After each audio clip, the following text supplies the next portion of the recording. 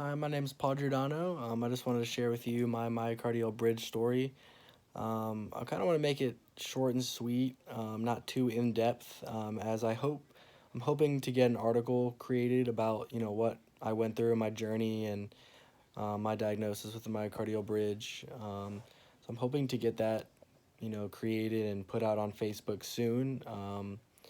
So I just wanted to give you a little synopsis of what I went through, a little information, and try to give some of you a peace of mind. Maybe you're going through the same thing and or looking, to find out what's going on with you as you're having similar symptoms, or if your cardiologist told you you have a bridge, but that's not what's causing your symptoms.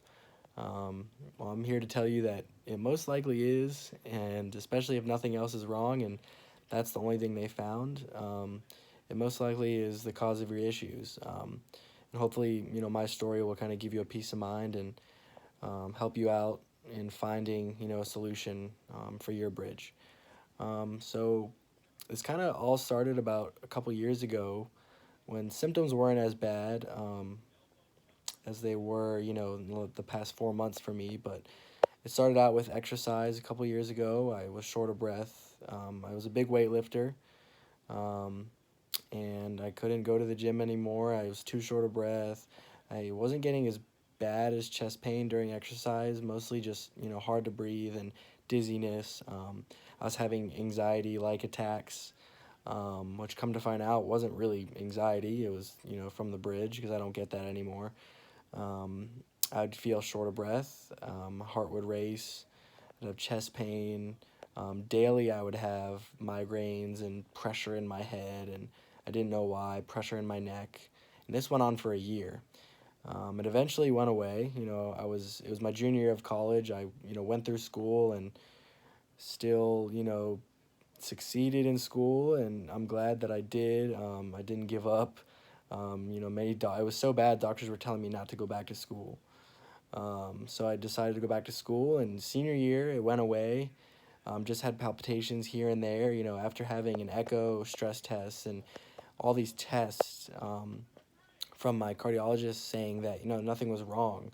I believed that, and my family did, and eventually it went away. So I didn't worry about it. But towards the end of, after graduating college, this August, I started to get short of breath during exercise again. And, I had a flashback. I knew it was back. Something was wrong. I was really dizzy. I left the gym. I went to the ER. They did a bunch of tests, EKGs, scans, blood work. Everything was fine. They said it was probably just anxiety and to hydrate more. Um, so I know I went to another cardiologist to follow up. He said nothing was wrong. Weeks go by and I'm scared to lift, scared to exercise, and I really can't because I'm too short of breath. And eventually weeks go by again. I'm still working, and the symptoms started happening at work. I lost my job eventually just because I couldn't perform at work. I was constantly having these attacks and dizziness and short of breath all day. Eventually, it got worse, and I started to be so short of breath and such bad chest pain all day long. It was 24/7, never went away. I started to become bedbound, couldn't go out with friends, couldn't exercise, couldn't do the things that I love to do. It kind of really took my life away, and I went to another cardiologist and said, look, something's not right. I've done a little research. I think it may be a myocardial bridge. So he believed me and said, okay, we'll dig a little deeper. So they had a CT scan of my heart, which found the myocardial bridge. And at this point, I was 100% sure this was what was causing it, as everything else was ruled out. At the time, he didn't really know what to do, as most cardiologists don't have training with this condition. Stanford, is really one of the few only places that have done years and years of research with this. So I sent my records to them, and I waited a couple months to hear back from them. Dr. Snicker, who has been amazing through this whole thing and has really helped me get my life back, emailed me and told me I can see the bridge. It is definitely probably causing your issues. Um, waiting for them to schedule me to get there, I had an angio catheter with my cardiologist, another cardiologist where I live, and he didn't see the bridge. He said there's nothing there. He believed I was having these symptoms. He didn't think I was crazy. He didn't think it was anxiety. He just didn't know what to do, like most cardiologists.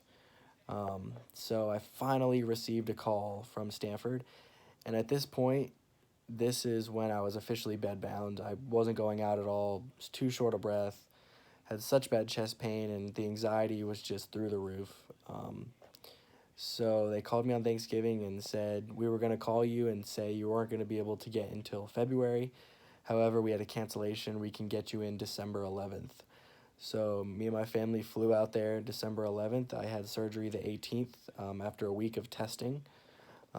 They found that I had about 40% constriction, so my coronary artery was getting 40% squeezed at rest. This was just at rest. So this probably explains a lot of why I was having short of breath and chest pain. And then during exercise, it was projected to be about 80% shut. And it was about 59 millimeters long, which is longer than most. It was a pretty long bridge. The problem with it was I had to have open heart surgery because it was too far up and close to my pulmonary arteries, and he didn't want to go through the ribs and risk, the minimally invasive surgery not being able to fully unroof my bridge. So I did open heart surgery, which is very unexpected for me, but I knew this is the only way to get my life back, as I've tried, every type of medicine there was. So I had the surgery on the 18th, and today is January 8th, and I can proudly say that all my symptoms are gone. I'm going for walks every day for miles. I'm about 4 weeks out. I can drive this Friday, and I'm really excited. No more being bedbound, and this truly is a condition that causes havoc, wreaks havoc on people's lives. And I know a lot of people out there are questioning whether this is a real condition, or if it's the cause of their symptoms, as everything else has been ruled out. And I can honestly say that it probably 100% is. And there's really only a couple places in the world that can help with this condition and give you the surgery you need to get back your life back. Sometimes medicine can help, yes. For my case, I had to have surgery. I would highly recommend for everyone to go to Stanford to have this procedure done and at least have the testing done if you're going to look for surgery somewhere else. There's a few other places in the world, in the country. But yes, I can finally say that I have my life back, and anyone that wants to reach out to me, my name's Paul Giordano, Giordano. You can message me on Facebook, and I'll be glad to talk to you. And I do want to say before I end this video that, if you're questioning whether, this condition is the cause of your symptoms, after your doctor has told you you have a myocardial bridge, but this isn't the cause of your symptoms, it's not anxiety. It's really causing you those symptoms, and it's best to go to Stanford or, send your records to someone that's actually done years and years of research, because I went through hell for 5 months trying to convince people that there was something wrong with me, because I knew that there wasn't something right. And I want to say to everyone, just don't give up, and you will get through this. There is a light at the end of the tunnel.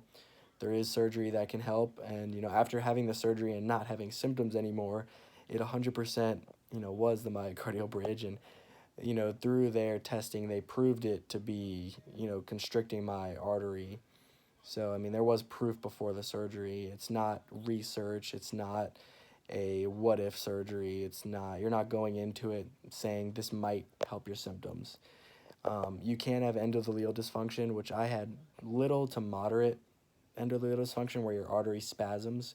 So after surgery, for a couple months or about a year, you might have once a week, twice a week, where your artery spasms. You might get that sharp squeezing chest pain, which I haven't had.